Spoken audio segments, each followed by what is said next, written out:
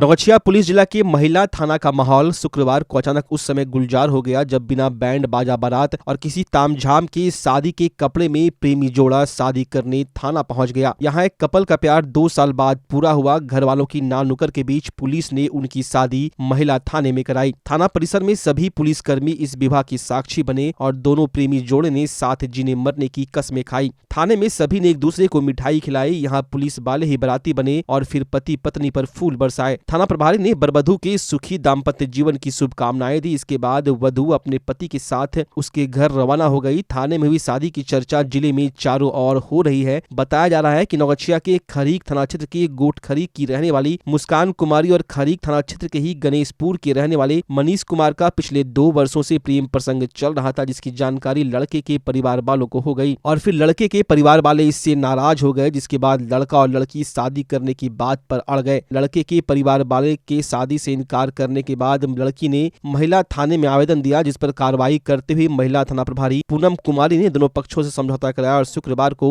महिला थाना के परिसर में मनीष और मुस्कान की शादी हिंदू रीति रिवाज से करवा दी गई। क्या नाम है? मनीष कुमार।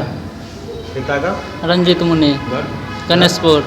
कैसे हुआ प्रेम विवाह? कैसे हुआ? कहाँ पहले मुलाकात हुआ? कब? गाँव में। गाँव में मिला? हाँ।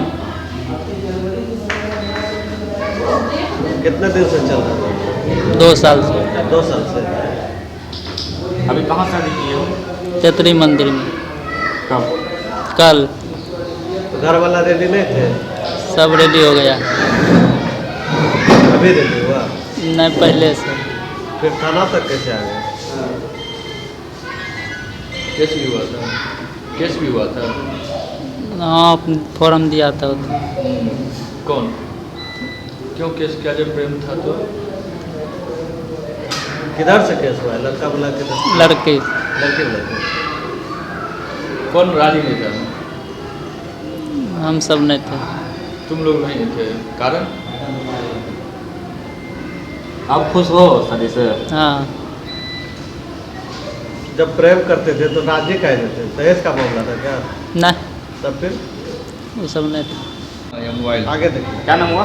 मुस्कान कुमारी। पता का? मणिचंद चौरसिया, घर कहाँ हुआ? गोटखरी।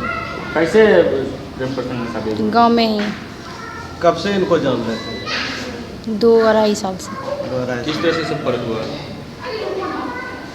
कैसे मुलाकात कैसे हुआ? बातचीत करते करते से मुलाकात गांव में ही। शादी घर वाला नहीं कराना चाहते थे? ये तैयार नहीं था, इसी वजह से। क्यों? प्रेम न करते थे आप लोग? फिर भी ये तैयार नहीं था। तैयार कैसे? गार्जियन का परेशानी की वजह से। जब इनके गार्जियन तैयार हुए तो फिर कर लिया। अब शादी सब कुछ है? हाँ। क्या कहेंगे? दोनों कैसे रहना है अब? दोनों मिलके रह रहे हैं अच्छा से। और कैसे? थाना आए तब तैयार हुआ शादी करने के लिए क्या? अयोध्या में प्रभु श्री राम का आगमन होने जा रहा है। इसको लेकर पूरे देश के साथ भागलपुर में उत्साह देखा जा रहा है। भागलपुर में आदर्श जलपान चलाने वाले 2 भाई कृष्ण और बलराम भगवान राम के आगमन को लेकर काफी उत्साहित है। दोनों भाइयों ने मिलकर शुद्ध घी के 11 क्विंटल लड्डू बनवाए हैं, जो राम भक्तों के बीच बांटने की तैयारी है। साथ ही 1 लाख हनुमान चालीसा की कॉपी दी जाएगी। शुद्ध घी का लड्डू बनाने में कई दिनों से राम भक्त लगे हुए हैं। शुद्ध घी के लड्डू जिले के अलग हिस्सों में भेजे जाएंगे। तैयारियां बहुत जोर शोर से चल रही है। 14 साल बाद जब राम वापस आए थे वनवास भोगकर, तो आज तक दिवाली मनाई जा रही है पूरे देश में। तो सोचिए, ये 500 साल बाद रामलला वापस अयोध्या आ रहे हैं, तो दिवाली कैसी मनानी चाहिए? हर भक्तों को दिवाली जोर शोर से मनानी चाहिए और ऐसी दिवाली मनानी चाहिए ना जो कभी बनी है, ना भूते ना भविष्य थे। और खूब जोरों से दिवाली मनाइए। हर जगह घर में दीपक जलाइए, भगवा लहराइए। और यहाँ 31,000 लड्डुओं का भोग लग रहा है। ये आदर्श जलपान की तरफ से लग रहा है। जहां कल्याणपुर जाएगा, डॉक्टर नीतीश दुबे और डॉक्टर मनीष दुबे के संरक्षक में लड्डुआं बैठेंगी 2000 किलो। फिर मृणाल शेखर कल्याणपुर में, ये अमरपुर में वहां बटेगा। यहाँ खली वैरायटी चौक में मंदिर में बटेगा। काली मंदिर सोनापट्टी में बटेगा। और नीचे राम दरबार आदर्श जलपान की तरफ से बैठाया गया है, जिसमें वहां भी लड्डू का प्रसाद का वितरण होगा तिलक के साथ।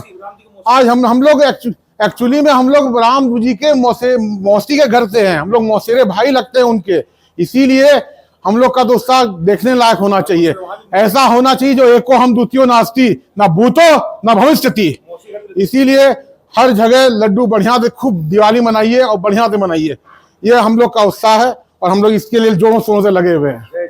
जय श्री राम। जलपान परिवार इतना उत्साहित है जिसका कोई वर्णन करना मुश्किल है। हम लोग श्री राम दरबार के लिए वितरण के लिए 31,000 लड्डू का व्यवस्था किए हैं, जो कि कई मंदिरों में विभिन्न जगहों पे जाके बटेगा। नीचे राम दरबार स्थापित किया गया है, जहां भी वो बटेगा। रात में दीपोत्सव होगी। एक्चुअल में हम लोग इसलिए ज्यादा उत्साहित है क्योंकि हम लोग उनके मौसेरे भाई लगते हैं, क्योंकि श्री राम जी के मौसी घर भागलपुर में है।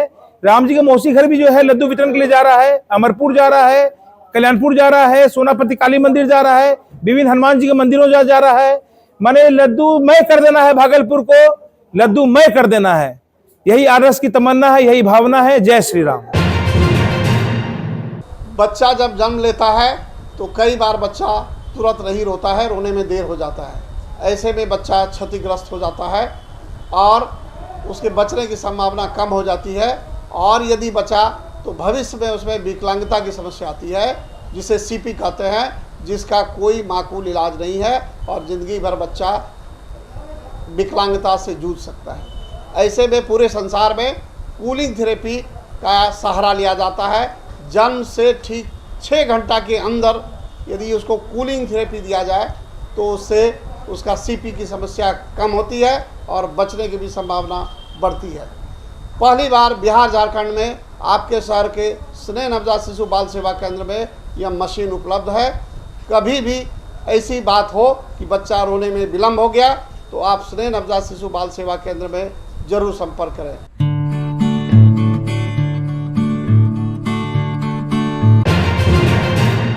श्री राम की प्राण प्रतिष्ठा को लेकर पूरे देश में उत्साह का माहौल देखा जा रहा है। लोग अपने अपने तरीके से प्रभु श्री राम के स्वागत में लगे हुए हैं। तो वहीं भागलपुर के सिंटू प्रभु श्री राम के आगमन को लेकर बड़े ही उत्साहित नजर आ रहे हैं। इस भीषण ठंड में खुले बदन हाथ में प्रभु श्री राम का झंडा लेकर मंदिरों में जाकर पूजा अर्चना कर रहे हैं और लोगों को 22 जनवरी को अपने घर में दीपोत्सव मनाने की बात कह रहे हैं। भागलपुर के सिंटू कई दिनों से बिना कुछ खाए जिले के सभी मंदिर भ्रमण कर रहे हैं और सभी लोगों को अपने घरों में 22 जनवरी को दीप जलाकर प्रभु श्री राम के स्वागत करने की बात कह रहे हैं। पूरा भागलपुर हर मंदिर हम घूम रहे हैं और 40 दिन हमको जल पे रहना है राम भगवान और भोलेनाथ के नाम पे।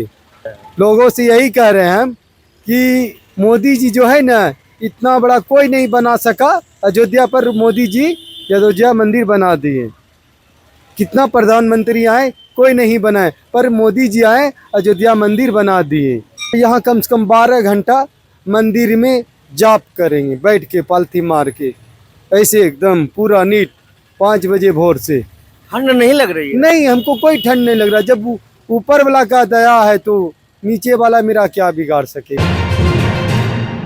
बिहार के पूर्व मुख्यमंत्री जननायक कर्पूरी ठाकुर की जयंती 24 जनवरी को पटना के वेटरनरी कॉलेज में मनाई जाएगी, जिसको लेकर सूबे के हर जिले में खासी तैयारी देखी जा रही है। इसी बाबत आज जदयू भागलपुर इकाई की ओर से इस कार्यक्रम को सफल बनाने के लिए एक प्रेस वार्ता का आयोजन किया गया, जिसमें भागलपुर इकाई के दर्जनों पदाधिकारी व कार्यकर्ता मौजूद थे। कार्यक्रम हमारा है क्योंकि हमारे जो पार्टी के सर्वमान्य नेता हैं, पार्टी के राष्ट्रीय अध्यक्ष हैं और बिहार के मुख्यमंत्री नीतीश कुमार जी, जो कर्पूरी जी के फार्मूला को पूरा साकार किए हैं और कर्पूरी जी के सपनों को, जो उनका सपना था बिहार कैसा हो, उसको धरातल पर उतारने का जो मुख्यमंत्री जी ने काम किया है, तो वही माननीय मुख्यमंत्री जी की जो इच्छा है उनके शताब्दी समारोह में पूरे बिहार से देश में एक संदेश दें कि अति पिछड़ा अनुसूचित जाति, अनुसूचित जनजाति, अल्पसंख्यक समाज और आर्थिक रूप से पिछड़े हुए सवर्ण समाज का जो आज स्थिति है देश में, आज भी हकमारी हो रहा है, इन तमाम चीज़ों के मुद्दा को लेकर के देश को एक संदेश देना चाहते हैं। रामलला की प्राण प्रतिष्ठा के शुभ अवसर पर मां आनंदी संस्थान की ओर से सैंडिस कंपाउंड एरोबिक्स स्थल पर 5 कुंडिया हवन यज्ञ कार्यक्रम का आयोजन किया गया। कार्यक्रम के दौरान 5 कुंडिया यज्ञ गायत्री मंत्र महामृत्युंजय मंत्र से आहुति की गई। वहीं 5001 दिए से भगवान राम के चित्र को बनाया गया। फिर भजन कीर्तन का आयोजन किया गया।